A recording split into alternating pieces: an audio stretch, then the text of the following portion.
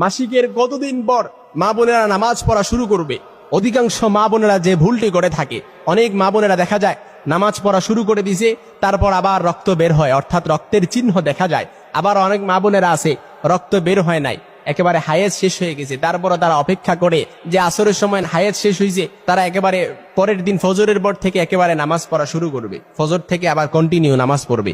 অনেক মা বোন আছে, আমাদের মা বোনদেরকে বুঝতে হবে তাদের যে মাসিক হয়, যে রক্তটা বের হয়, এই রক্তটা হচ্ছে দুই ধরনের। একটা হচ্ছে হায়েজের রক্ত, আর একটা হচ্ছে ইস্তেহাজার রক্ত। হায়েজের রক্ত দেখা দিলে আপনি নামাজ পড়তে পারবেন না, কিন্তু ইস্তেহাজার রক্ত দেখা দিলে আপনি নামাজ পড়া শুরু করে দিতে হবে। অর্থাৎ হায়েজ শেষ হওয়ার পরে যে রক্তটা আসে সেটা হচ্ছে ইস্তেহাজার রক্ত। তখন আপনি চিনবেন কিভাবে যে কোনটা হায়েজের রক্ত, কোনটা ইস্তেহাজার রক্ত? লজ্জা নয়, এই বিষয়গুলো আমাদের জানতে হবে।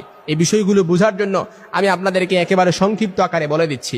অর্থাৎ হায়েজের রক্ত কালচে আর ইস্তেহাজার রক্ত লাল, আর হায়েজের রক্ত ঘন হয় আর ইস্তেহাজার রক্ত পাতলা হয়। হায়েজের রক্ত দুর্গন্ধযুক্ত আর ইস্তেহাজার রক্ত দুর্গন্ধমুক্ত। অর্থাৎ হায়েজের রক্ত বের হওয়ার পর এটা জমাট বাঁধে না, কিন্তু ইস্তেহাজার রক্ত বের হওয়ার পর এটা জমাট বাঁধে। এর কারণ কি? এটা হচ্ছে শিরার রক্ত। হায়েজের কারণে সালাত নিষিদ্ধ হয়, আর ইস্তেহাজার কারণে সালাত নিষিদ্ধ হয় না। আপনাকে সালাত কন্টিনিউ করতে হবে, কিন্তু রক্ত বের হয়ে গেলে অজু ভেঙে গেছে, কিন্তু পরবর্তীতে আবার নতুন করে অজু আদায় করে আপনাকে আবার পুনরায় সালাত আদায় করতে হবে। এটা হচ্ছে মাসালা। কিন্তু এখন একজন নারী তার পবিত্রতা দুটো চিহ্নের যে কোনো একটির মাধ্যমে জানতে পারবে। অর্থাৎ একজন নারী পবিত্র হয়েছে কিনা, এটাকে হায়েজের রক্ত না ইস্তেহাজার রক্ত, এর দুটো চিহ্ন আছে।